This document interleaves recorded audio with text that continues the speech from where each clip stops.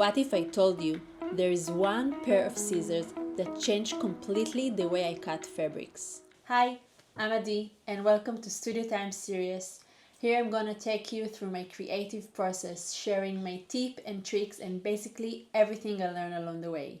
So come take a look at my favorite scissors and cover 7 cutting tips that can change your cutting game. So why having the right scissors can make all the difference and which one changed my life? But first, if you like my channel, I would be really appreciated if you hit the subscribe button. It will really mean a lot to me.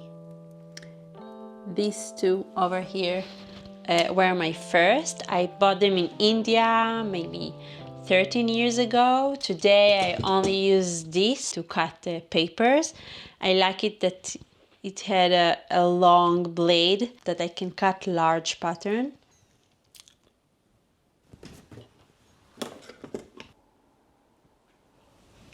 Those are very simple one. I bought them for my student in my master degree scholarship I did, and I just took them back. Next will be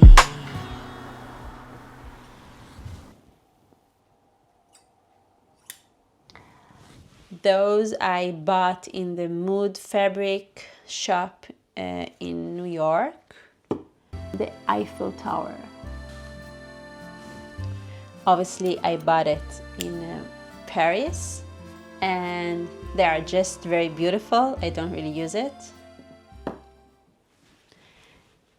Those I bought on AliExpress just because they are beautiful and they have a nice colors. I found out they are really sharp and really good. I use it for delicate projects, for delicate fabrics, threads and stuff like this. This one is with me from Bezalel for my first degree. I don't use it anymore. Funny that at the beginning I thought they cut really good until I found my best scissors, but I save it for the last. I used to have more of this, but I guess I just lost it. It's an animal collection. I use it for threads. This one is Tomer's grandmother scissors. I got her a sewing box after she died, and which is very flattering, by the way. It's the zigzag.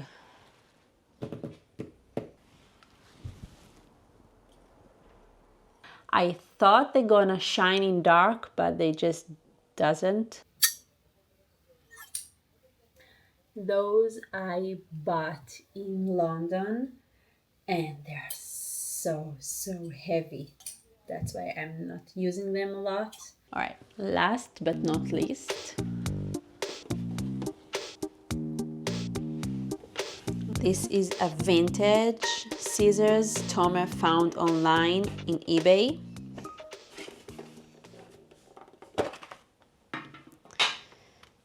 Look, it comes in a box. Read before using. Are the sharpest product today and will cut through greater thickness of material than any other shears. I tried them already and they are really crazy. You want to see? Of course you want to see. 2, 4, 8, 16, 32. What do you say? They gonna cut?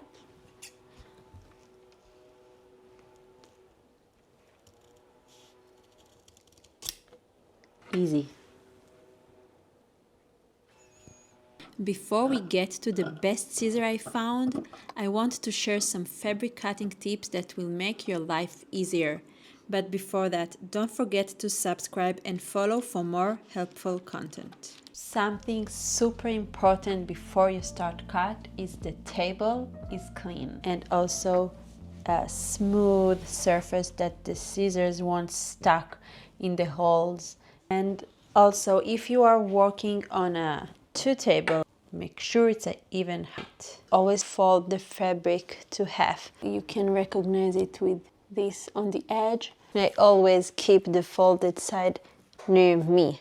To make sure it's straight, I need to take all the folded and all the air bubble out. I can take it out like this, little hit on the fabric, and also hold these two edges and just, it's not a hard process, but it's just take time, and that will make sure that the seam of the cloth will stay straight. If you buy a t-shirt from fast fashion company, after one wash or two wash, the seams are flip. We don't want to make it happen, so we will spend another few minutes to fixing it. Sometimes I find myself patting straight. You need to make sure that the grain narrow is always parallel to the grain of the fabric. It's very attempt, especially with a sleeve, to cut against the grain, but that's totally something you don't need to do, because it's gonna change the weight of the fabric and its stretch. So please make sure you cut it parallel to the grain, even if you need to buy 50 centimeter more fabric. I always use weight when I cut. There is designers that pins all the pattern to the fabric and then cut it, or that you can mark all around and take out the pattern and cut. I found it like waste of time, so I use weight and I cut direct.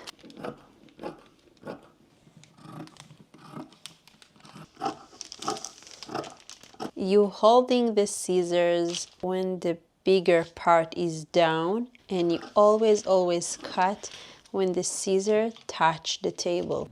And make sure you make long and smooth stroke cutting. Don't do short, long and smooth. Another tip I will give you is to start from the edge of the fabric and not from the middle, because if you make a mistake, you can fix it. Another thing that you need to make sure is that sometimes the upper part of the fabric hide the downer part. So you need to make sure the pattern is fit the hidden part as well. So I always need to double check the downer part.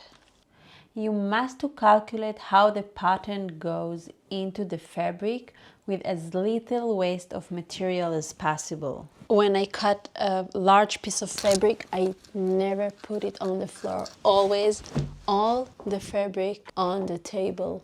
And the last one you all waited for, the Kai scissors. Can you hear it? It's like cutting the air. So why Kai scissors are so incredible? It's all about the material quality and design. Kai scissors are crafted with high carbon stainless steel and a unique blade edge that stays sharp longer, even with frequent use. And I have them in two lengths, the 9-inch and the 12-inch. I thought I knew scissors until I met them, and they totally opened my eyes. They glide through fabrics like nothing else.